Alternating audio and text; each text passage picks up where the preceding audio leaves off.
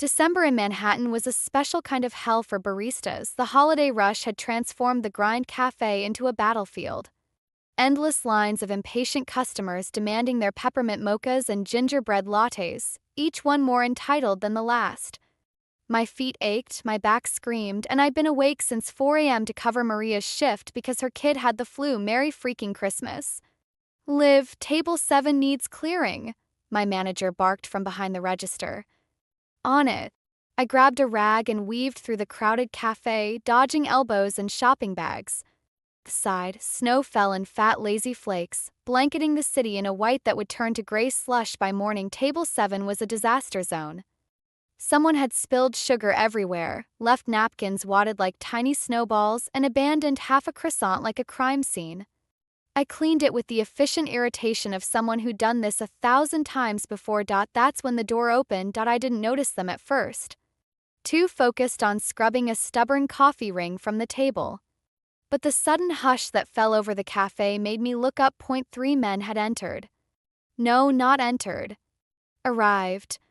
Like royalty descending upon peasants. 2 of them were clearly muscle. Huge, stone-faced, wearing suits that probably cost more than my monthly rent. They flanked the third man like living shadows, eyes scanning the room for threats, but it was the man in the middle who commanded attention. Tall. Dark-haired. Built like someone who spent serious time in a gym but dressed like he'd stepped off the cover of GQ. His suit was charcoal gray, perfectly tailored, probably worth more than my car. His face was all sharp angles and cold beauty, with cheekbones that could cut glass and eyes the color of Arctic ice. He looked like the kind of man who'd never waited in line for anything in his life, and he was walking directly toward me. No. Not toward me. Toward the counter behind me. I was just in his path. I stepped aside to let him pass, rag still in hand, eyes down. Men like that didn't acknowledge women like me. We were furniture. Background noise in their important lives. His phone rang. He stopped mid-stride to answer it, close enough that I could smell his cologne. Something expensive and dark that made my traitorous stomach flutter. I don't care what he offered, he said into the phone, his voice a low rumble that vibrated through me. The answer is no. Tell him if he asks again, I'll take it as a personal insult. I should have moved. Should have continued to my station, minded my own business, stayed invisible. Instead, I turned at exactly the wrong moment. My elbow caught the tray I'd forgotten I was holding. Tray that still had a cup of coffee on it. A full cup. Extra hot. Time slowed as I watched the cup flip through the air with almost graceful precision. Brown liquid arced in a perfect parabola, catching the light from the window, and landed directly on his $10,000 suit. For a moment, nothing happened. Cafe held its breath. The man stared down at the spreading stain on his pristine white shirt and charcoal jacket, coffee dripping onto his obviously expensive shoes. Then those ice blue eyes lifted to mine. I'd never understood the phrase, if looks could kill, until that moment. I am so sorry, I blurted out, reaching for napkins that weren't there. It was an accident. I didn't see you, and my elbow hit the tray, and his hand shot out and grabbed my wrist, not hard enough to hurt, but firm enough to stop my rambling. Firm enough to remind me that I was dealing with someone who was not used to being inconvenienced. Do you have any idea, he said slowly, each word precise and frozen, how much this suit costs? I'll pay for the dry cleaning. Or, for the suit. I mean, not all at once, but I could do a payment plan, or you couldn't afford the buttons. The insult landed like a slap. Heat flooded my cheeks, but something else rose up too. Something that had gotten me in trouble my whole life, pride. Then I guess you'll just have to walk around looking like a Rorschach test, I snapped before I could stop myself. Maybe it'll be good for you. Build character. Silence, his grip on my wrist tightened fractionally. Behind him, his 2 muscle-bound shadows shifted, hands moving toward what I suddenly realized were probably concealed weapons. Oh God. What had I done? What's your name? He asked. Why? Going to have me killed. Something flickered in those cold eyes. Surprise, maybe. Or amusement. It was hard to tell with a face so carefully controlled. Your name, he repeated. Olivia. Liv Harper. I lifted my chin, refusing to show the terror clawing at my insides. And you are?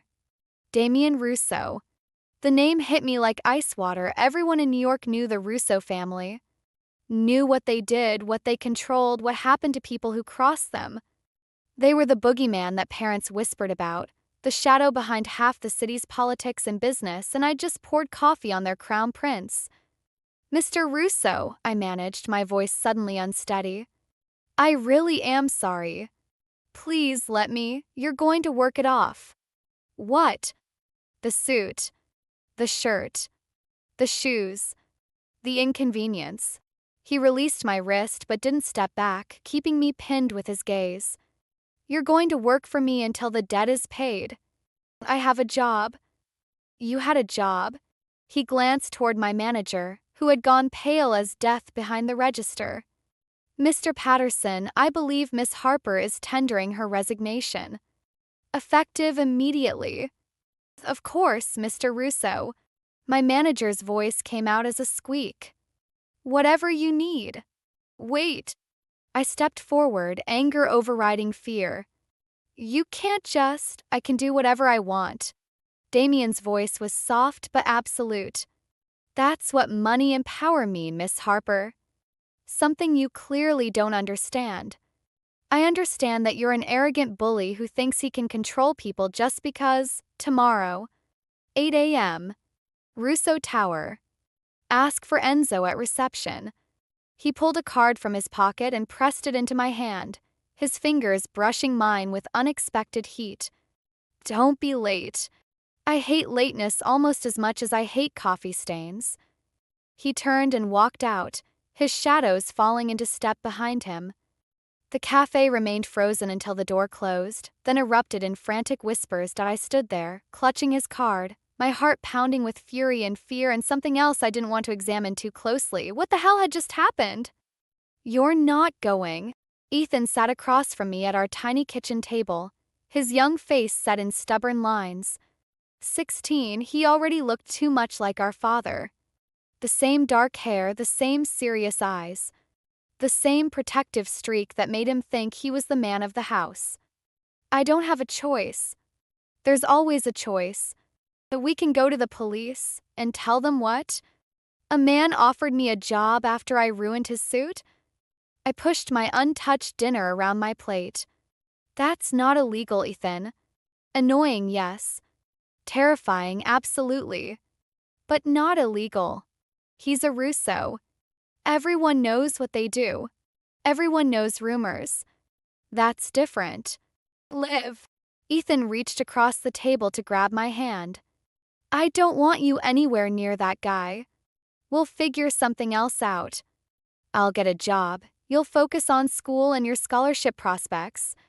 I squeezed his hand before releasing it. I can handle Damien Russo. Can you? Question hung in the air between us. Could I? This wasn't some normal corporate job. This was the mafia. The actual real-life people disappear and no one asks questions mafia, but rent was due in 2 weeks. Thin school fees were piling up. And thanks to Damien Russo, I no longer had a job. I'll be careful, I promised. And it won't be forever. Just until I've paid off whatever imaginary debt he thinks I owe him. And if it's more than that, if he wants something else, then he'll learn that I'm not as easy to push around as he thinks. Finn didn't look convinced. Truthfully, neither was I. That night, I lay in bed and stared at Damien's card. Heavy cream cardstock, embossed lettering, nothing but his name and a phone number.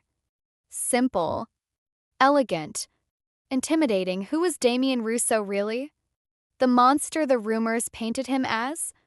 Or something else entirely? I'd find out tomorrow. Whether I wanted to or not, Russo Tower was everything I expected and nothing I was prepared for. 50 stories of glass and steel, rising from the Manhattan skyline like a middle finger to ordinary people.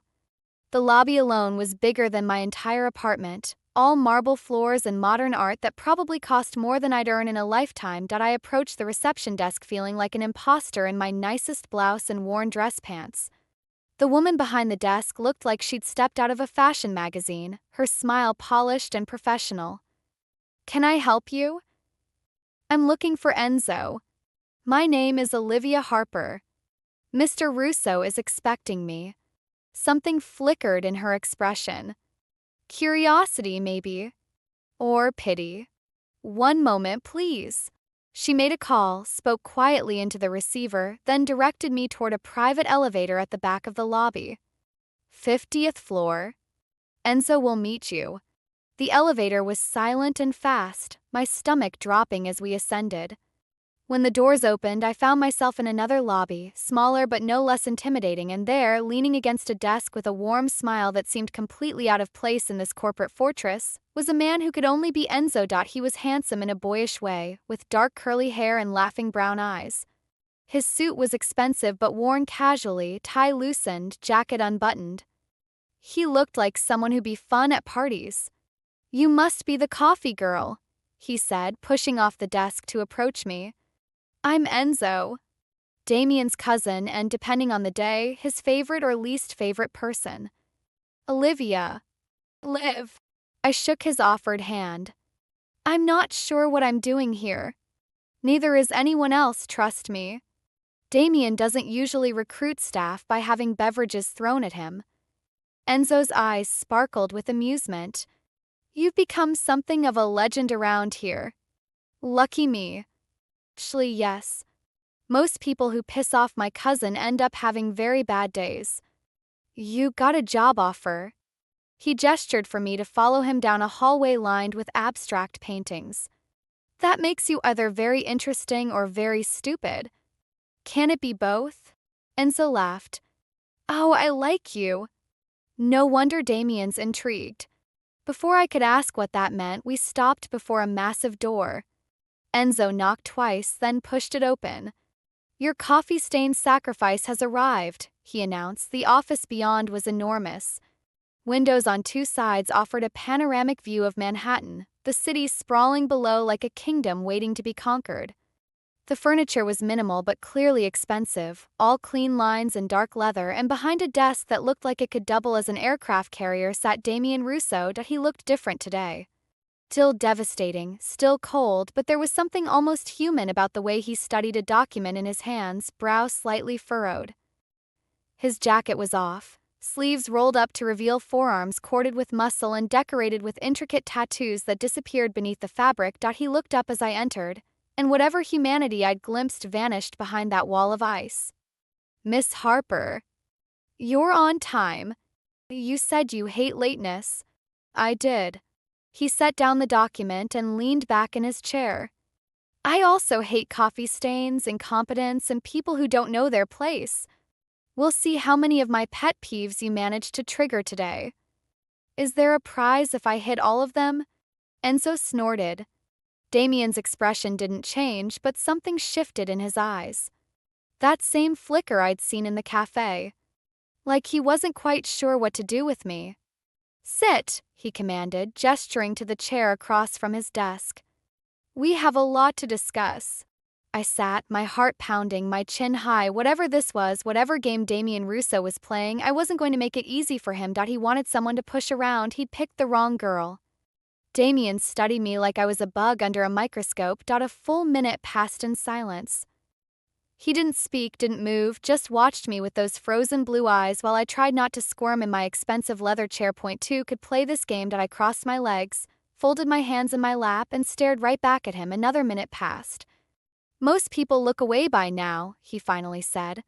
Most people didn't have a brother who made staring contests his primary form of entertainment. Something almost like amusement crossed his features. "Almost. Tell me about yourself, Miss Harper. You already know everything, don't you? I'm sure you had someone run a background check the second you got my name. I want to hear it from you." I considered refusing. But what would be the point? He held all the cards here. The least I could do was show him I wasn't ashamed of who I was. 23 years old. Born in Queens, moved to Brooklyn when I was 16. Parents dead, father from a heart attack, mother from grief 6 months later. Legal guardian to my younger brother Ethan, who's 16 and smarter than both of us combined. I tilted my head. I was 2 semesters away from finishing my art history degree at Columbia when the money ran out. Now I work whatever jobs I can find to keep us afloat. Art history. He said it like it was a foreign concept. What were you planning to do with that? Work in a museum. Curate exhibits. Surround myself with beautiful things and pretend the ugly parts of life didn't exist. I smiled without humor. Dreams are expensive. I couldn't afford mine anymore. And now you make coffee for entitled strangers. Made. Past tense. Thanks to you. You're welcome. That wasn't gratitude. I know. He leaned forward, elbows on his desk. Here's what's going to happen, Miss Harper. You're going to work as my personal assistant for the next 3 months. During that time, you'll manage my schedule, handle correspondence, accompany me to meetings and events, and generally make yourself useful. That sounds like a real job, not punishment for ruining your suit. It is a real job. One that pays exceptionally well. He named a salary that made my jaw drop. That's monthly. Plus benefits, including health insurance for you and your brother. I stared at him, certain I'd misheard. That's more than fair compensation for the services I require. His expression remained neutral. At the end of 3 months, if you performed adequately, you'll have more than enough saved to finish your degree. We'll part ways and you'll never have to see me again. And if I refuse, then you walk out of here with nothing. No job, no reference, no prospects. I'm sure the other cafe managers in the city will be thrilled to hire someone who was fired from the grind for assaulting a customer. I didn't assault you. It was an accident. Semantics. He waved a dismissive hand. The choice is yours, Miss Harper. Financial security for you and your brother. Or pride and poverty. Which matters more? I wanted to tell him to shove his offer somewhere anatomically creative. Wanted to stand up, walk out, and never look back. But Ethan's face swam in my mind. His worn backpack. His 2 small cleats. His dreams of college that got smaller every time I couldn't make ends meet. 3 months, I said through gritted teeth. Not a day more. 3 months. You have my word. The word of a Russo. I'm sure that's worth a lot. It's worth everything. For the first time, real emotion flickered in his eyes. Something hard and cold and deadly serious. When I give my word, I keep it. Always. Can you say the same, Miss Harper? I guess we'll find out. He reached into his desk drawer and pulled out a folder, sliding it across to me. Your contract. Read it carefully. Have a lawyer look it over if you want. I'll need your signature by end of business today. I flipped through the pages, scanning the dense legal language. It seemed straightforward enough. Employment terms, confidentiality clauses, compensation details. Nothing that screamed trap or enslavement. What's the catch? Excuse me. There's always a catch with men like you. I set the folder down. What aren't you telling me? Damien's eyes narrowed slightly. You're more perceptive than I expected. I'm a lot of things you don't expect. So, the catch. He was silent for a moment, considering. Then he rose from his chair and moved to the window, presenting me with his back. Without his jacket, I could see how his shirt stretched across broad shoulders, how his slacks hugged narrow hips, not that I was looking. I have enemies, he said quietly. People who would love to hurt me by hurting the people close to me. As my assistant, you'll be in proximity to that danger. So I might get killed because someone wants to get to you. The possibility exists, yes. And you're just telling me this? Most employers bury the death risks in the fine print. I'm not most employers. He turned to face me, and there was something almost like respect in his expression. You struck me as someone who would want to know what she was walking into. Was I wrong? No. I stood, matching his posture. But you could have just let me go. Found another assistant who didn't pour coffee on you. Why me? Because you didn't apologize. I apologized multiple times. You said the words, but you didn't mean them. He moved closer, close enough that I had to tilt my head back to maintain eye contact. When I grabbed your wrist, you should have been terrified. Instead, you insulted me. Called me a Rorschach test. It was accurate. It was brave. Or stupid. I haven't decided which. He studied me with that unsettling intensity. People fear me, Miss Harper. They bow, they scrape, they tell me whatever they think I want to hear. You looked me in the eye and told me to build character. And that made you want to hire me. It made me want to understand you. His voice dropped to something almost intimate. I collect interesting things, Miss Harper. Art, rare books, unusual experiences. You qualify. I'm not a thing to be collected. No, you're not. Something shifted in his gaze. That's what makes you interesting. We stood there, barely a foot apart, the air between us charged with something I couldn't name. His cologne wrapped around me, dark and expensive. His eyes held mine with magnetic force, then Enzo's voice shattered the moment. Damien, your 10:30 is here. He appeared in the doorway, glancing between us with poorly concealed curiosity. Should I tell them to wait? Damien stepped back, his professional mask sliding back into place.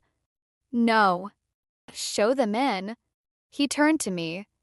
Enzo will get you set up in your office. We'll continue this later. I haven't signed the contract yet. You will. It wasn't arrogance. It was certainty. You're too smart to let pride cost you everything. He was right. I hated that he was right. 3 months, I said, picking up the folder.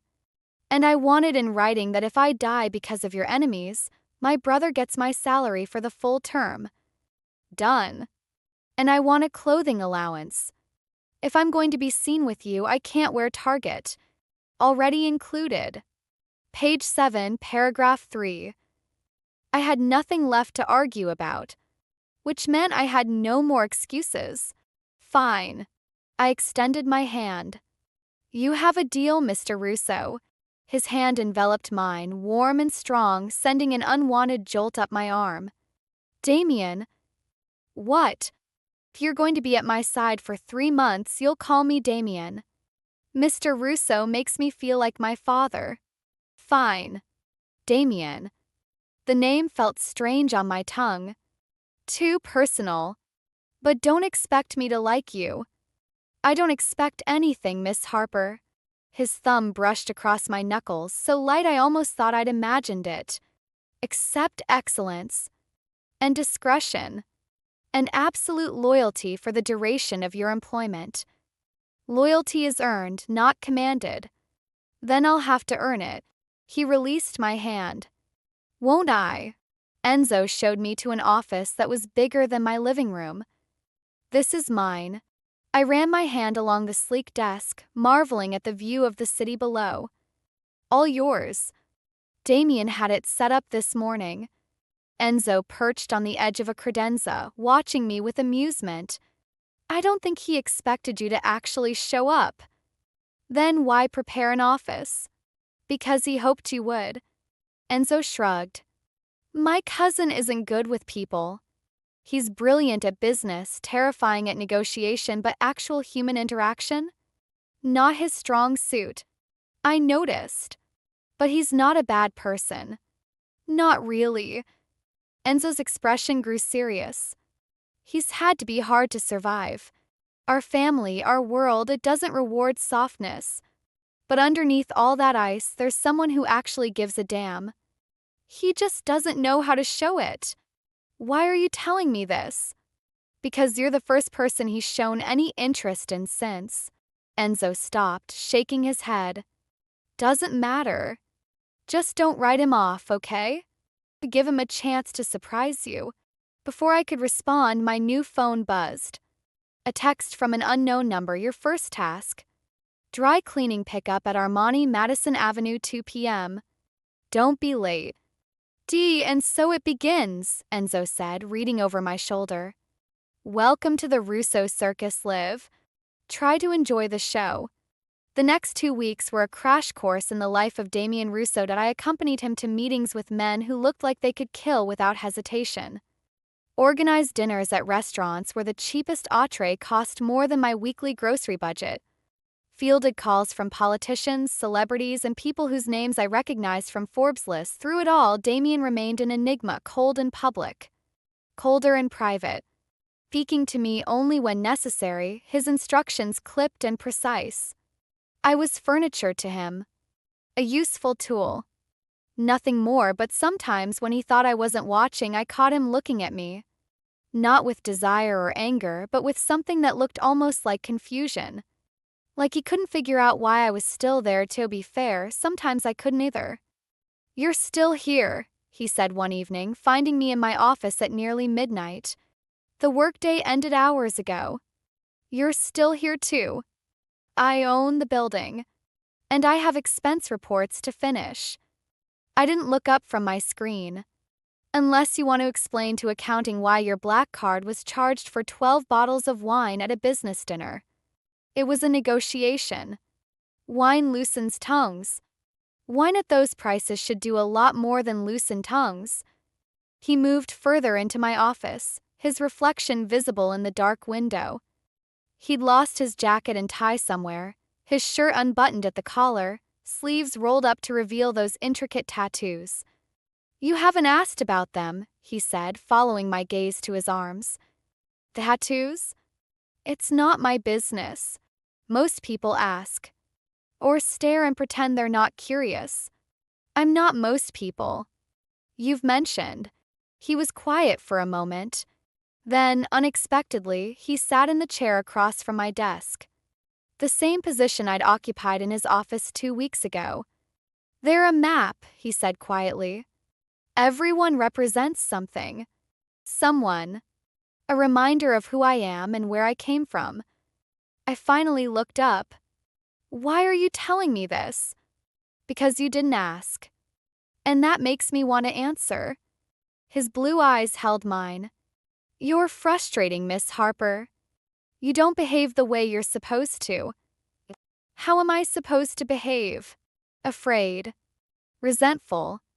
Counting the days until you can leave. He tilted his head.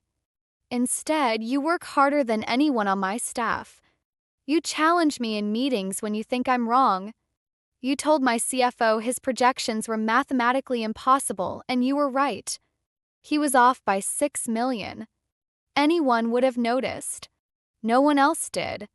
Or no one else had the courage to say so. He leaned forward. Why do you care? This is just a job. A temporary arrangement. Because if I'm going to do something, I'm going to do it well. That's who I am. Even for someone you don't like? Who says I don't like you? Question surprised us both. I saw his eyes widen fractionally before that iron control slammed back into place. You made your feelings clear the day we met. I made my feelings about being bullied clear. That's different. I saved my work and closed the laptop. You're difficult and demanding, and you have the emotional range of a glacier. But you're also fair. You don't ask anyone to do something you wouldn't do yourself. And when Martinez in security had his daughter's medical emergency, you paid for everything anonymously. How do you know about that? I'm your assistant. I know everything. I stood, gathering my things. You're not the villain you want everyone to think you are, Damien. You just play one on TV. I headed for the door, but his voice stopped me. Olivia. I turned. He'd risen from the chair and stood silhouetted against the city lights. Tomorrow night, there's a charity gala. I need you there. That's not in my calendar. I'm adding it now. He moved toward me, stopping just inside my personal space. Wear something appropriate. I'll send options to your apartment. I can dress myself. I'm sure you can. But this event is important. I need you to look like you belong. Because appearances matter. 'Cause you'll be entering my world. Fully. And there are people there who will look for any weakness to exploit. His hand rose, brushing a strand of hair from my face before I could react. I won't let them use you against me. What makes you think they could? Because in 2 weeks, you become more essential to my operation than people who've worked for me for years. His voice dropped. And that terrifies me. He left before I could respond, and I stood in my empty office, heart racing, skin burning where his fingers had touched. What the hell was happening between us? The dress arrived at my apartment the next morning, not options, as Damien had promised. Just one. A single garment bag hanging from my door when I opened it, accompanied by a box containing shoes, jewelry, and a handwritten note. This color suits you. Inside the bag was a gown that made me forget how to breathe, emerald green silk that seemed to glow from within. Trapless, with a sweetheart neckline and a slit that would reveal my leg to mid-thigh. Simple in design but devastating in execution. The kind of dress that transformed ordinary women into goddesses. Holy crap. Ethan appeared in my doorway, sleep-rumpled and wide-eyed. Did your boss send that? Apparently. That's not weird at all. It's for a work event. I need to look appropriate. Liv. My brother's voice carried warning. What's really going on with this guy? Nothing. He's my employer. That's it. Employers don't send dresses that cost more than cars. Ethan crossed his arms, looking far too much like our father in that moment. Is he expecting something? No. He's been perfectly professional. Mostly. Except for the way he'd touched my face last night. Except for the way his voice had dropped when he'd called me essential. Except for the way my heart raced every time he walked into a room. I don't like it, Ethan said. You don't have to like it. You just have to trust me. I kissed his forehead like I'd done since he was a toddler. I know what I'm doing. The lie tasted bitter on my tongue. The gala was held at the Metropolitan Museum of Art. I'd been here before, on student tours and free admission nights, wandering through galleries with my sketchbook and my dreams. But I'd never seen it like this. Never seen the Great Hall transformed into a winter wonderland, dripping with crystals and candlelight, filled with people whose collective net worth could probably solve world hunger, and I'd never walked in on the arm of Damien Russo. He'd arrived at my apartment at exactly 7 p.m., dressed in a tuxedo that made him look like a fallen angel. Dark hair perfectly styled, blue eyes even more striking against the black and white of his formal wear. The tattoos on his hands were the only hint of the danger beneath the elegance. You look. He'd stopped in my doorway, his usual composure cracking for just a moment. Acceptable. Acceptable. Wow. You really know how to flatter a girl. I don't flatter. I state facts. But something warm had flickered in his eyes. The car is waiting. Now, walking through the museum's grand entrance, I understood why appearances mattered so much to him. Every eye in the room tracked our movement. Whispers spread like wildfire, speculation about who I was and what I meant to the infamous Damien Russo. Smile, he murmured, his hand warm at the small of my back. You look like you're walking to your execution. Maybe I am. Dramatic. I like it. He guided me deeper into the crowd. Stay close. Don't accept drinks from anyone but me or Enzo. And if anyone asks, I'm your assistant. We're here in a professional capacity. Smart girl. The next hour was a blur of introductions and air kisses. Politicians whose faces I recognized from the news. Socialites whose names appeared regularly in gossip columns. Business titans who looked at Damien with a mixture of respect and fear. Through it all, Damien kept me close, his hand on my back, his arm brushing mine, small touches that felt like brands against my skin. You're doing well, he said during a brief respite near the bar. Better than I expected. Did you expect me to embarrass you? I expected you to hate every minute of this. I do hate every minute of this. I accepted the champagne he offered. But I'm good at pretending. Another thing we have in common. Before I could ask what he meant, a new voice cut through the ambient noise. Damien Rousseau. Slumming it with the common folk tonight? The man who approached was handsome in a way that felt manufactured. 2 white teeth, 2 smooth skin, eyes that calculated rather than connected. He wore his tuxedo like armor, his smile like a weapon. Ricardo. Damien's voice could have frozen the champagne in my glass. I didn't realize you'd be here. I go where the money goes. Same as you. Ricardo's gaze slid to me, lingering in a way that made my skin crawl. And who is this lovely creature? Don't tell me you finally found someone willing to tolerate your personality. Olivia Harper. My assistant. Assistant. Ricardo drew out the words suggestively. Is that what we're calling them now? It's what I'm calling her because it's what she is. Damien's hand tightened at my back. Don't you have someone else to bother? Actually, I was hoping for a word. In private. Ricardo's smile never wavered. Business matters. I'm sure your assistant can entertain herself. Damien hesitated, clearly reluctant to leave me alone. I touched his arm lightly. I'll be fine. Enzo's right over there. He looked at me for a long moment, something unreadable in his eyes. Don't wander off. I'll be back in 10 minutes. The men disappeared toward a private alcove, leaving me alone in a sea of strangers. I made my way toward Enzo, but a waiter stepped into my path with a tray of canapes, and by the time I'd navigated around him, I'd lost sight of Damien's cousin Great. Alone at a party full of people who probably spent more on haircuts than I earned in a month. Lost. I turned to find a woman watching me with knowing eyes. She was beautiful in that timeless way that suggested either excellent genes or excellent surgeons. Blonde hair swept into an elegant updo, diamonds glittering at her throat. Just looking for someone, I said. Damien's cousin? He's near the Renoir, pretending not to watch you. She smiled at my surprise. I'm Victoria, an old friend of the Rousseau family. Olivia. I know. You're all anyone's talking about tonight. She moved closer, her voice dropping conspiratorially. The girl who poured coffee on Damien Rousseau and lived to tell the tale. Some people are calling it the bravest thing they've ever seen. It was an accident. Of course it was. Her smile suggested she didn't believe me. But accident or not, you've accomplished something remarkable.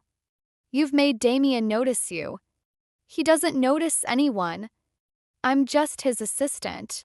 Darling, I've known Damien for 15 years. I've seen him with assistants, lovers, enemies, allies. He's never looked at any of them the way he looks at you. She sipped her champagne. Be careful. Men like Damien don't know how to love gently. When they fall hard. And they expect the same in return. Before I could respond, a hand closed around my arm. Miss Harper. Ricardo Vance had returned without Damien. I was hoping we could chat. Where's Damien? Detained. Business matters. His grip tightened as I tried to pull away. I have a proposition for you. I'm not interested. You haven't heard it yet. He steered me toward a quieter corner, his strength surprising in someone so polished. I'm curious about you, Olivia.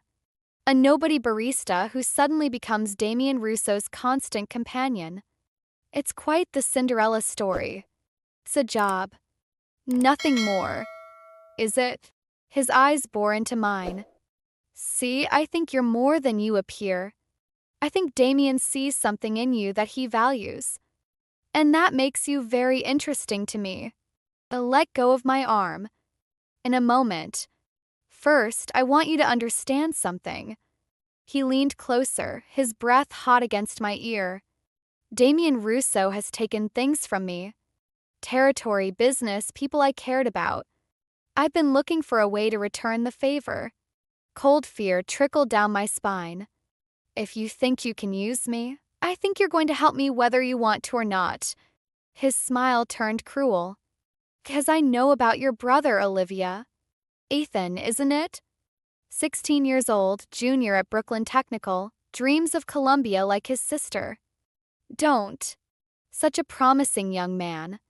It would be a shame if something happened to him. A mugging gone wrong. A hit-and-run accident. These things happen in the city, don't they? You bastard. I'm a businessman. I use the tools available to me. He released my arm, stepping back with that manufactured smile. I'll be in touch, Miss Harper. In the meantime, I'd appreciate if you kept our conversation private. Damien doesn't need to know about our little arrangement. Yet. He melted into the crowd, leaving me shaking with fear and rage. Liv. Enzo materialized beside me, his expression concerned. What's wrong? You look like you've seen a ghost. Where's Damien? On his way back. Ricardo kept him longer than expected. Enzo studied my face. What happened? I couldn't tell him. Couldn't risk Ethan's safety on the chance that Enzo could help. Nothing. I just need some air. I fled toward the nearest terrace before he could stop me. The cold December wind hit me like a slap, clearing my head but doing nothing for the terror coiling in my stomach.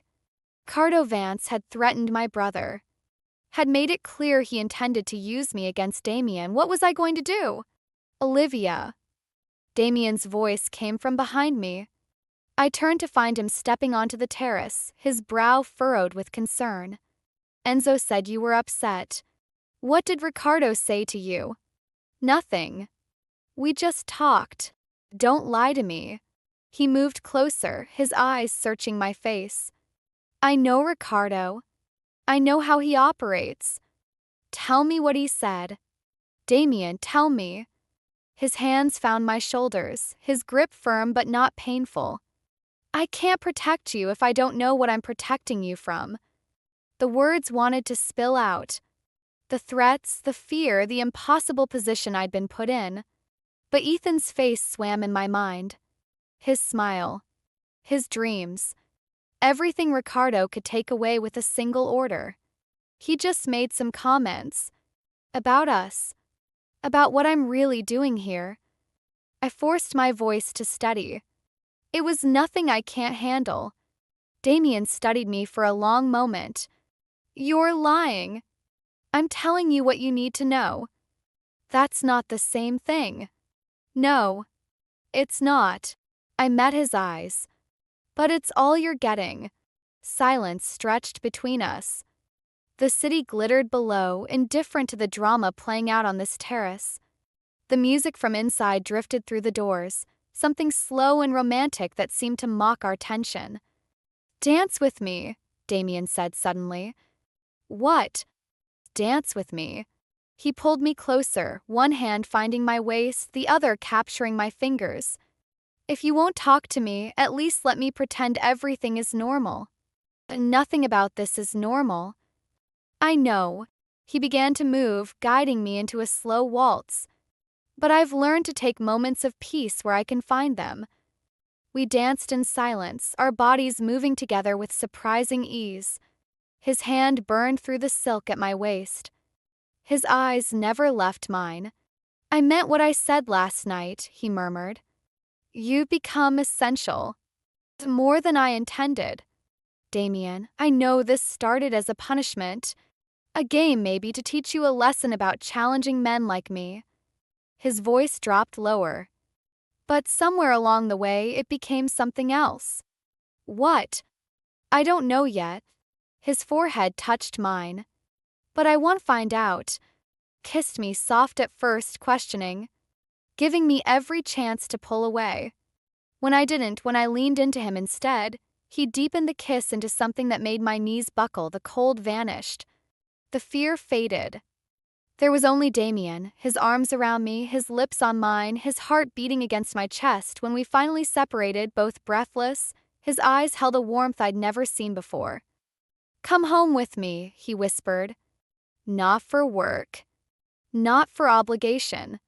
Just be with me. I should have said no. Should have remembered Ricardo's threats, the danger closing in from all sides. Instead, I said yes. I woke up in Damien's bed with sunlight streaming through floor-to-ceiling windows. For a moment, I forgot where I was. Forgot the gala, the kiss, the decision that had brought me here. Then I felt the warmth of his body beside mine, his arm draped possessively across my waist, and everything came flooding back. We hadn't slept together. Not in the way that phrase usually implied. Instead, we'd talked until the early hours, curled up on his couch with glasses of wine that went mostly untouched. He'd told me about his childhood, about a mother who'd left without explanation, about a father who'd taught him that love was weakness. I'd told him about mine. About watching my parents' dreams crumble under the weight of debt. About becoming a mother to Ethan at 17. About the fear that never quite went away no matter how hard I worked. Somewhere around 3 a.m., exhaustion had claimed us both.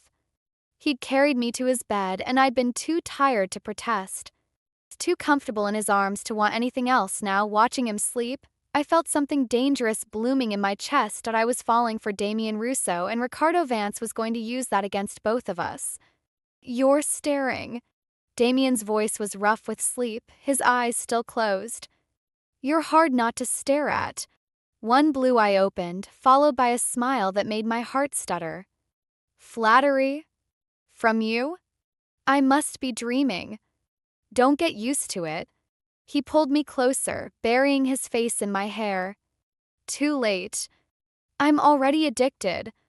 We lay there in comfortable silence, the city waking up beyond the windows. For a few perfect minutes, I let myself pretend this was real.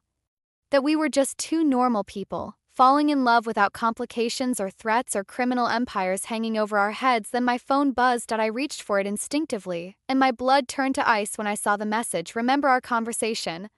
I'll be in touch soon. What is it? Damien had felt me tense. Nothing. Just Ethan checking in. I forced a smile. I should probably get home. He worries. Damien studied me with those perceptive eyes. I could see him weighing my words, searching for the lie beneath them. I'll have Marco drive you. I can take a cab. You'll take Marco. His voice left no room for argument. Until I know what Ricardo is planning, I want you protected. The irony nearly choked me. He wanted to protect me from the very man who was using me to destroy him. Damien, about last night, don't. He pressed a finger to my lips. Don't tell me it was a mistake. Don't say we need to be professional. Don't give me any of the reasonable, logical arguments for why this can't work.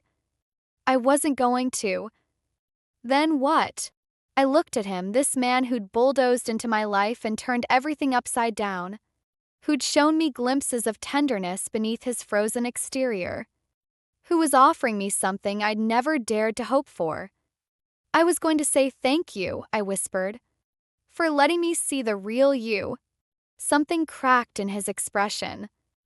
He kissed me, soft and sweet, with none of the urgency from the terrace. Tonight, he said against my lips. Dinner. Just us. No galas, no business, no pretense. Okay. Okay. He smiled, and it transformed his face. Now, go check on your brother before he sends a search party. Ethan was waiting when I got home. He sat at the kitchen table, arms crossed, expression thunderous. The same look he'd given me when I'd come home late from shifts, when I'd forgotten to buy groceries, when I'd done anything that suggested I was human and fallible. Where were you? Work event. I texted you. You texted that you'd be late. Not that you'd be gone all night. His eyes dropped to my wrinkled dress, the heels in my hand. Did you sleep with him? That's none of your business. It is when your boss is a criminal. Then shot to his feet. Liv, what are you doing? This isn't like you. You don't know what I'm like. You know the version of me that takes care of you, that works double shifts, that never does anything for herself. My voice cracked. Maybe I wanted one night to feel like a normal person. Is that so wrong? It's wrong when it's with Damien Russo. The name hung between us like an accusation. Ethan didn't know the half of it. Didn't know about Ricardo's threats, about the impossible position I was trapped in, about the fact that being with Damien might be the only thing keeping both of us alive. I know what I'm doing, I said quietly. Do you? Because from where I'm standing, it looks like you're falling for a guy who could destroy us without breaking a sweat. He won't hurt us. How do you know? Because he cares about me. The words sounded naive even to my own ears. I know you don't believe that. I know it sounds crazy. But there's more to Damien than his reputation. Finn stared at me for a long moment. Then he grabbed his backpack and headed for the door. I hope you're right, Liv. Because if you're wrong, we're both screwed. The door slammed behind him, leaving me alone with my guilt and my fear. The next week was a masterclass in living a double life. By day, I was Damien's assistant, managing his schedule and attending meetings and pretending nothing had changed between us. By night, I was something else entirely. His dinner companion. His confidant. The woman who shared his bed and learned the secrets he'd never told anyone. That I discovered that he couldn't sleep without white noise. That he read poetry when he thought no one was watching. That he kept a photo of his mother in his desk drawer. Despite claiming he'd forgotten her face, he discovered that I talked in my sleep. That I couldn't resist chocolate in any form. That I cried at commercials for animal shelters and pretended I had allergies. We were building something. Something real and fragile and terrifying, and Ricardo Vance was waiting to destroy it. His second message came on a Tuesday. Time's up. Meet me tomorrow. Coffee shop on 52nd, 3 p.m. Come alone. I stared at the phone, my hands trembling. I couldn't ignore him. Couldn't risk Ethan's safety. But meeting him felt like walking into a trap. Everything okay? I looked up to find Damien watching me from the doorway of my office. He'd stopped by to invite me to lunch, something he'd been doing more frequently. Small gestures that meant everything. Fine. Just scheduling conflicts. You've been distracted lately. More than usual. He moved closer, perching on the edge of my desk. If something's bothering you, nothing's bothering me. Olivia. His hand found my chin, tilting my face up. I've learned to read you over the past month. The way your forehead creases when you're worried. The way you bite your lip when you're hiding something. His eyes searched mine. What aren't you telling me? Everything. I wasn't telling him everything. I'm just tired, I managed. This job, us, trying to keep things normal with Ethan. It's a lot. Then let me help. Move into the penthouse. Both of you. Ethan can have his own room, his own space. You won't have to worry about rent or commuting or Damien, stop. I pulled away from his touch. I can't just uproot my brother's life because things are getting hard. Why not? Can give you both security, stability. And what happens in 2 months when my contract ends? When this arrangement is over? Silence. Something flickered across his face. Pain, maybe. Or realization. Is that what you think? His voice was quiet. That I'm going to let you walk away when 3 months are up? That was the deal. The deal was before I fell in love with you. The words hit me like a physical force. I stared at him, searching for deception, for manipulation, for any sign that this was just another game. I found nothing but raw honesty. You love me, I repeated stupidly. I love you. He took my hands in his. I know it's fast. I know it's complicated. I know I'm probably the last person you should trust. But I love you, Olivia Harper. And I want to build a life with you. Tears burned my eyes. Happy tears, terrified tears, I couldn't tell the difference anymore. Damien, there's something I need to tell you. Whatever it is, we'll face it together. Ricardo Vance. He approached me at the gala. The words tumbled out before I could stop them. He threatened Ethan. Said he'd hurt him if I didn't help him destroy you. Damien went very still. The warmth in his eyes crystallized into something cold and deadly. What exactly did he say? That he wants to use me against you. That he knows about Ethan's school, his schedule, everything. My voice broke. I've been so scared, Damien. I didn't know what to do. Why didn't you tell me immediately? 'Cause he said if I told you, he'd hurt Ethan. Because I didn't know if I could trust you. Because I was terrified of making things worse. He was quiet for a long moment. When he spoke, his voice was ice. Ricardo Vance just made the biggest mistake of his life. Damien, please. Don't do anything that puts Ethan at risk. I won't. He pulled me into his arms, holding me tight. But I need you to trust me. Can you do that? I thought about everything we'd shared. The vulnerability he'd shown me. The love he'd just confessed. Yes, I whispered. I trust you. Then let me handle Ricardo. He pulled back to look at me. And tomorrow, when he expects you at that coffee shop, you're going to be there. But you won't be alone. What are you planning? Justice. His smile was sharp as a blade. Long overdue justice. The coffee shop on 52nd Street was small and unremarkable, wooden tables, mismatched chairs, the smell of roasted beans hanging heavy in the air. The kind of place that blended into the city, forgettable among 1,000 similar establishments. Perfect location for a secret meeting. Or a trap. I arrived at exactly 3 p.m., my heart hammering against my ribs. To anyone watching, I looked like any other New Yorker grabbing an afternoon caffeine fix. Simple jeans, warm coat, hair pulled back in a practical ponytail. No one would guess that I was wired. Can you hear me? I murmured, pretending to adjust my scarf. Damien's voice came through the tiny earpiece, calm and steady. Loud and clear. I'm across the street with Enzo and a full team. The moment things go sideways, we move.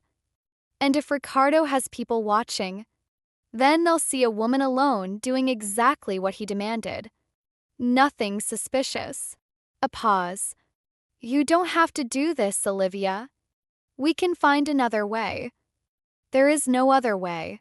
He'll know if I don't show up. He'll go after Ethan. Ethan is safe. I have 4 men on him as we speak. Ricardo doesn't know that. And I need to keep it that way until you have what you need. Silence. Then, quietly, I love you. I love you too. I pushed open the coffee shop door. Let's finish this. Ricardo was already inside, seated at a corner table with a clear view of both exits. He wore a charcoal suit, his manufactured smile firmly in place. 2 men sat at nearby tables, obviously his security despite their attempts at casual dress. Olivia. He rose as I approached, gesturing to the seat across from him. Thank you for coming. Did I have a choice? There's always a choice. You just made the smart one. He waited until I sat before lowering himself back into his chair. Can I get you something? Coffee? Tea? They make an excellent cappuccino. I'm not here for small talk. What do you want? Direct. I appreciate that. He folded his hands on the table. I want information. Damien's schedule for the next 2 weeks. His security protocols. The location of his safe houses. And why would I give you any of that? Because your brother's continued good health depends on it. Ricardo's smile never wavered. I understand he has a football game this Saturday. It would be tragic if something happened on his way there. Rage burned in my chest, but I kept my expression neutral. If I give you this information, Damien will know it came from me. Not necessarily. I'm very good at making things look like accidents. Or coincidences. He leaned forward. All I need is a crack in his armor. A moment of vulnerability. You can provide that. And then what? You kill him? I remove a competitor. There's a difference. Ricardo shrugged. Business is business, Olivia. Surely you understand that. I understand that you're asking me to betray someone who trusts me. I'm asking you to choose Damien Russo or your brother. His eyes hardened. It's a simple calculation. One life against another. Surely your flesh and blood means more than a man you've known for barely a month. The wire was recording everything. Every threat, every admission, every piece of evidence that would bury Ricardo Vance forever. I just needed to keep him talking a little longer. How do I know you'll leave Ethan alone after I give you what you want? You have my word. Your word means nothing. Then consider this. If I wanted your brother dead, he'd already be dead. I'm offering a transaction, not a threat. Ricardo spread his hands. Give me what I need and we both walk away happy. Refuse and well what? Use your imagination. His smile turned cruel. I understand you're quite creative. Art history major, weren't you? Before poverty crushed your dreams. Before I could respond, the door opened behind me. Ricardo's expression shifted, surprise flickering across his manufactured features. His security guards tensed, hands moving toward concealed weapons. I hope I'm not interrupting. Damien's voice sent ice down my spine. Not because I was afraid of him, but because his tone promised violence in a way I'd never heard before. He walked past me without acknowledgement, pulling out a chair and settling into it with casual grace. His blue eyes fixed on Ricardo with predatory intensity. Damien. Ricardo recovered quickly, his smile snapping back into place. What an unexpected surprise. Is it? You've been threatening my assistant for weeks. Did you really think I wouldn't find out? I don't know what you're talking about. Don't insult my intelligence. Damien reached into his jacket and produced a phone, setting it on the table. I have recordings. Every conversation. Every threat. Every mention of her brother's name. Ricardo's composure cracked. Just for a moment, but I saw it. Fear flickering beneath the polished surface. Whatever she's told you, she's told me everything. And more importantly, she's told the other families. Damien smiled, cold and sharp. They're very interested in your methods, Ricardo. Threatening civilians. Targeting children. It's not good for business. The council won't, the council already has. Emergency session this morning. Damien leaned forward. You're finished, Ricardo. Your territory is being divided as we speak. Your assets frozen. Your men scattered. You can't do this. I already have. Damien rose from his chair, buttoning his jacket with deliberate care. You made a mistake when you threatened Olivia. A bigger mistake when you threatened her brother. And now you're going to pay for both. Ricardo shot to his feet, his face twisted with rage. This isn't over, Russo. I still have allies. I still have resources. You'll do nothing. Damien's voice dropped to something terrifying. Because if you so much as look at Olivia or her brother again, I won't involve the council. I'll handle you myself. Personally. Slowly. He stepped closer. Do you understand me? Coffee shop had gone silent. Ricardo's guards stood frozen, clearly unsure whether to act. The other customers had fled or pressed themselves against the walls, sensing the violence crackling in the air. Do you understand me? Damien repeated. Yes. The word came out strangled. Defeated. Good. Damien turned his back on Ricardo, a deliberate insult. Enzo, take out the trash. Enzo appeared from somewhere behind me, flanked by men I recognized from Russo Tower security. They surrounded Ricardo and his guards with practiced efficiency. Damien. Ricardo's voice cracked. We can make a deal. I have information. Things you'd want to know. About your mother. About why she really left. Damien froze, the silence stretched, heavy with implication. I saw something flicker across his face.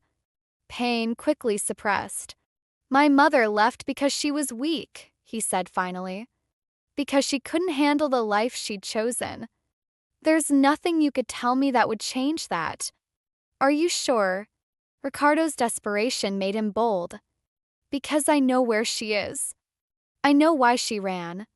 And I know it had nothing to do with weakness. You're lying. Am I? Ask yourself why your father never pursued her. Why he let her go so easily. Why he told you she was dead when she was very much alive. Damien turned slowly. His expression was unreadable, but I could see the tension in his shoulders, the way his hands had clenched into fists.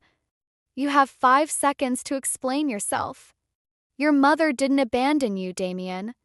She was driven out, threatened, told that if she didn't disappear, you would be killed. Ricardo's smile returned, sensing he'd found leverage. Your father made a deal with my family. Isabella's exile in exchange for territory. You were the collateral. You're lying, Damien repeated, but his voice wavered. I have proof. Documents, recordings, everything your father hid from you. Let me go and it's yours. The moment stretched like a wire about to snap. I watched Damien struggle with something I couldn't understand. His past, his pain, the foundation of everything he believed about himself crumbling under Ricardo's words. Then he straightened and the ice returned to his eyes. Take him. Damien, take him. His voice left no room for argument. If he has proof, we'll find it without his help. And when we do, he'll still pay for every threat he made against Olivia. Enzo's men moved forward, seizing Ricardo with efficient force. His protests echoed through the coffee shop as they dragged him toward the door. You'll regret this, Russo. You'll never know the truth.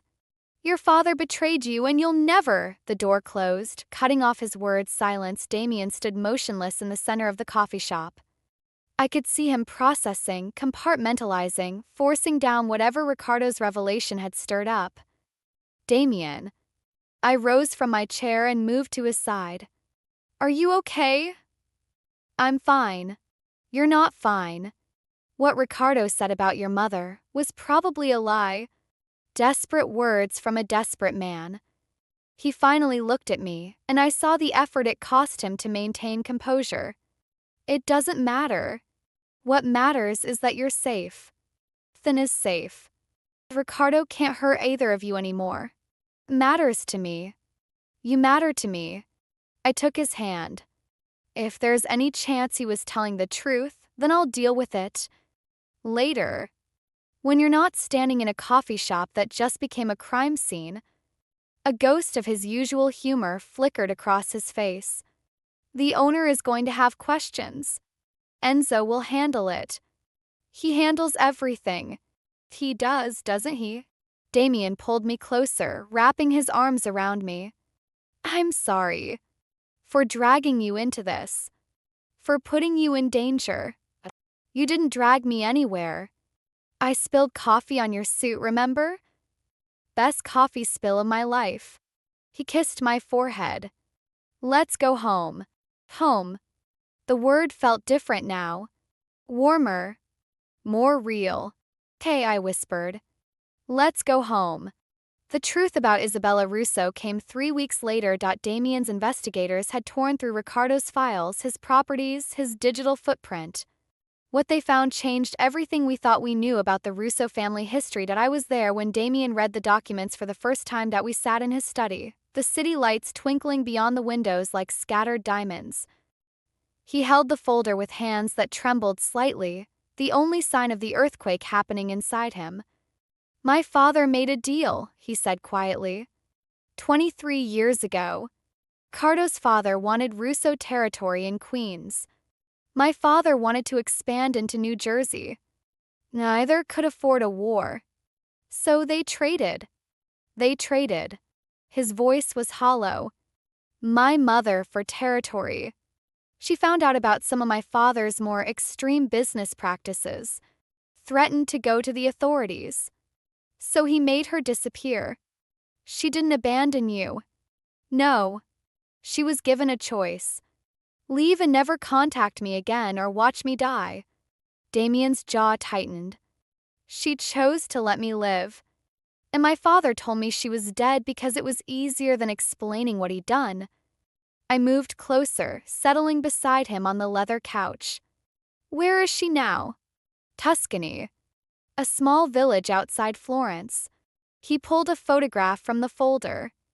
A woman with dark hair and familiar blue eyes, older now but still beautiful, standing in a garden bursting with flowers. She remarried. Has 2 other children. A life that doesn't include me. She might want to see you. She might not. I'm a reminder of everything she lost. Everything she was forced to give up. He set the photograph down with careful precision. I've spent my whole life hating a woman who sacrificed everything to protect me. How do I reconcile that? You don't have to reconcile it tonight, or tomorrow, or next month. I took his hand, feeling the tension vibrating through him. Some wounds take time to heal. The important thing is that now you know the truth. The truth. He laughed bitterly. The truth is that my father was a monster. That he traded his wife like property and raised his son to become exactly like him. You're nothing like him. Aren't I? I threatened you into working for me. I used my power to control your life, your choices. You offered me a job when I had no other options. You protected my brother when he was in danger. You fell in love with a woman who poured coffee on your $10,000 suit. I cupped his face in my hands, forcing him to meet my eyes. You are not your father, Damien. The fact that this revelation hurts you proves that. How? Because a monster wouldn't care. A monster would shrug and move on, focused only on power and territory and revenge. I brushed my thumb across his cheekbone. You care. That's what makes you different. He was quiet for a long moment. Then he pulled me into his arms, burying his face in my hair. I don't know what I'd do without you, he murmured. Lucky for you, you'll never have to find out. We stayed like that as the night deepened around us. 2 people clinging to each other in a world that had tried so hard to break them both. Finding strength in vulnerability. Finding hope in honesty, finding home in each other. Christmas arrived with unexpected joy. The penthouse had been transformed. A massive tree dominated the living room, decorated with lights and ornaments that Mrs. Castellano had pulled from storage. Garlands wound up the staircase. Candles flickered on every surface, and for the first time in years, I actually felt like celebrating. Ethan had moved into the penthouse 2 weeks earlier, reluctantly at first, then with increasing enthusiasm as he discovered the building's gym, game room, and endless supply of food. His hostility toward Damien had thawed into grudging respect after the Ricardo situation, and then into something approaching friendship when Damien had secured him an interview with Columbia's football coach. This is ridiculous, Ethan said, staring at the pile of presents beneath the tree. There's like 50 boxes here. 63, Damien corrected from his position on the couch, where I was curled against his side. I counted. You can't just buy us 63 presents. I can buy whatever I want. That's the benefit of being obscenely wealthy. Damien's lips twitched. Besides, most of them are for your sister. I only got you 12. Only 12. Great. But Ethan was smiling as he said it. Can we open them now? It's Christmas morning. That's traditionally when presents are opened. The next hour was chaos. Wrapping paper flying everywhere. Exclamations of surprise and delight. Ethan's genuine shock when he opened the box containing a full Columbia football scholarship, arranged by Damien through channels I didn't want to examine too closely. This is too much, my brother said, his voice rough with emotion. It's exactly enough, Damien replied. You have talent, Ethan. You deserve a chance to develop it without worrying about money. Thank you. I mean it. Thank you. They shook hands, and I saw something pass between them. Understanding, maybe. Or the beginning of something that might someday become family, and my own presents were equally overwhelming. A first edition collection of art history books that must have cost a fortune. Enrollment confirmation for Columbia's spring semester, my remaining tuition paid in full. A necklace that looked suspiciously like the one I'd admired in a magazine weeks ago, when I'd thought no one was watching. You noticed that? I touched the delicate gold chain, the small emerald pendant that matched my eyes. I notice everything about you. Damien pulled a final box from behind the tree. But I saved the best for last. The box was small. Velvet. The kind of box that only held one thing, and my heart stopped. Damien, before you say anything, let me speak. He shifted to face me, taking my hands in his. 3 months ago, you walked into my life and upended everything I thought I knew. You challenged me, infuriated me, made me question every assumption I'd ever made about people and trust and love. I also ruined your suit. You also ruined my suit. He smiled, but his eyes were serious. I told you once that I collect interesting things. Art, rare books, unusual experiences. But I was wrong.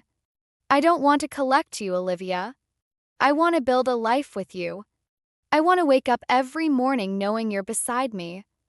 I want to grow old watching you chase your dreams and supporting you every step of the way. He opened the box. Inside, a ring sparkled against black velvet. A central diamond surrounded by smaller emeralds, set in a band of white gold so delicate it looked like lacework. Marry me, he said. Not because of contracts or arrangements or debts. Not because I can give you money or security or any of the things that brought us together in the first place. Marry me because you love me. Because I love you. Because together we're better than we ever were apart. Ethan had gone very still across the room. I could feel his eyes on me, waiting for my answer with almost as much anticipation as Damien. Yes. The word came easily. Naturally. The truest thing I'd ever said. Yes. Damien's voice cracked with hope. Yes, I'll marry you, Damien Russo. I laughed through tears. Even though you're impossible and demanding and you have the emotional range of a glacier. Had. Past tense. He slipped the ring onto my finger with trembling hands. You've thawed me considerably. I've done my best. Kissed me, and it felt like coming home. Behind us, Ethan made exaggerated gagging sounds. Can you two not do that while I'm in the room? Get used to it, Damien said against my lips. I plan to kiss your sister frequently for the rest of our lives. Gross? Extremely gross, I agreed. But also wonderful. We were married on a warm spring day in the garden of Damien's grandmother's estate. The venue was significant. I want to grow old watching you chase your dreams and supporting you every step of the way. He opened the box. Inside, a ring sparkled against black velvet. A central diamond surrounded by smaller emeralds, set in a band of white gold so delicate it looked like lacework. Marry me, he said. Not because of contracts or arrangements or debts. Not because I can give you money or security or any of the things that brought us together in the first place. Marry me because you love me. Because I love you. Because together we're better than we ever were apart. Ethan had gone very still across the room. I could feel his eyes on me, waiting for my answer with almost as much anticipation as Damien. Yes. The word came easily. Naturally. Not the penthouse, not Russo Tower, not any of the symbols of his power and wealth. Instead, we chose the place where his happiest childhood memories lived. The place where he'd learned that love was possible, even in a family built on shadows. The guest list was small. Enzo served as best man, his usual humor tempered by genuine emotion as he watched his cousin pledge his life to me. Bianca stood as my maid of honor, still unable to believe that her friend had somehow ended up here. Mrs. Castellano wept into her handkerchief through the entire ceremony, and in the front row, a woman with dark hair and familiar blue eyes watched with tears streaming down her face. Isabella Russo had come home. The reunion had happened 3 months earlier. A tentative phone call that became a video chat that became a flight across the Atlantic. Mother and son had sat in this same garden for hours, talking, crying, beginning the long process of healing decades of hurt. She wasn't part of our lives yet. Not fully. The wounds ran too deep for easy forgiveness. But she was here, watching her son marry the woman he loved, taking the first steps towards something that might someday become reconciliation. It was enough. For now, it was enough. Damien, take you, Olivia, to be my wife, Damien said, his voice steady despite the emotion in his eyes. To have and to hold from this day forward. For better, for worse. For richer, for poorer. In sickness and in health. To love and to cherish until death do us part. Olivia, take you, Damien, to be my husband, I replied, my voice cracking on the words. To have and to hold from this day forward. For better, for worse. 4 coffee-stained suits and dramatic entrances and everything in between. To love and to cherish until death do us part. Quiet laughter rippled through our guests at the amended vows. Damien's smile widened. I now pronounce you husband and wife, the officiant announced. You may kiss the bride. Damien pulled me close, his lips finding mine in a kiss that promised forever. Around us, applause erupted. Enzo whistled loudly. Ethan rolled his eyes but clapped along with everyone else. And somewhere in the front row, Isabella Russo smiled through her tears. Hello, wife, Damien murmured against my lips. Hello, husband. Any regrets? I looked at him. This man who'd bulldozed into my life and turned everything upside down. Who'd threatened and protected and infuriated and loved me in equal measure. Who'd given me back my dreams and my brother's future and a family I'd never expected to find. Just one, I said, his brow furrowed. What? I should have spilled that coffee sooner. His laugh was bright and free, the sound of a man who'd finally found his way out of the shadows. He kissed me again, deeper this time, a promise of all the years to come. 1 year later, I stood in the nursery of our Brooklyn brownstone, watching my husband rock our daughter to sleep. Sophia Isabella Russo had arrived on a snowy January night, screaming her displeasure at being evicted from her comfortable home. She had her father's dark hair and my green eyes and a personality that suggested she would be as stubborn as both of us combined. Damien was hopeless with her. Absolutely, completely, wonderfully hopeless. He sang Italian lullabies off-key. He panicked at every hiccup. He'd already bought enough toys to fill 3 nurseries and showed no signs of stopping. He was, in short, the most devoted father I'd ever seen. She's asleep, he whispered, carefully transferring Sophia to her crib. Finally. You know she's going to wake up in 3 hours demanding food. Then I'll feed her. And rock her, and sing to her until she falls asleep again. He joined me at the window, wrapping his arms around my waist. Have I mentioned lately that I love our life? Once or twice. Per hour. It bears repeating. He pressed a kiss to my neck. I love our life. I love our daughter. I love you. I love you too. I leaned back against his chest. Even when you buy her another ridiculous outfit. That tutu was adorable. She's 2 months old. She can't even sit up yet. She'll grow into it. I laughed, and the sound blended with the soft music playing from the speaker, with Sophia's gentle breathing, with the heartbeat of the man I loved outside. Snow fell over Brooklyn, blanketing the city in white. Somewhere out there, Ethan was finishing his first year at Columbia, thriving in ways I'd only dreamed of. Enzo was planning his own wedding to a woman who'd somehow seen past his jokes to the good man beneath. And Isabella was building a relationship with her grandchild, one careful visit at a time. Our family was complicated. Imperfect. Built on foundations that should have crumbled long ago, but it was ours. And it was beautiful. Happy. Damien asked. I turned in his arms, looking up at the face that had become my whole world. Deliriously, I said, and meant it with every fiber of my being. It had started with a spilled coffee and a threat, with a debt I couldn't pay and a deal I couldn't refuse, with a man who'd grabbed my wrist and said I'd work it off. I'd worked it off, all right. in ways neither of us had expected, and I'd gained something worth more than any $10,000 suit. I'd gained everything. Thank you so much for joining me for this story. If you enjoyed, she